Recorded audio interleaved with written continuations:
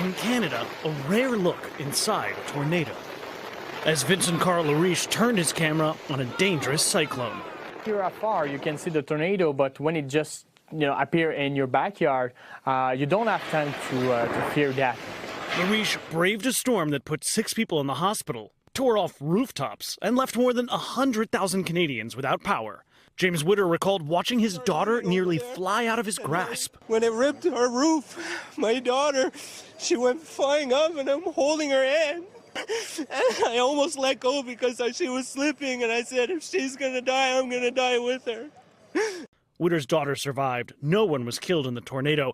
Though Ottawa is known for its extreme weather, powerful tornadoes are rare events. Is it rare to get footage inside a tornado? Very, very rare for someone to be inside the tornado and actually live. Rarer still is catching them on camera. Matt Bradley, NBC News. Hey, NBC News fans, thanks for checking out our YouTube channel. Subscribe by clicking on that button down here and click on any of the videos over here to watch the latest interviews, show highlights, and digital exclusives. Thanks for watching.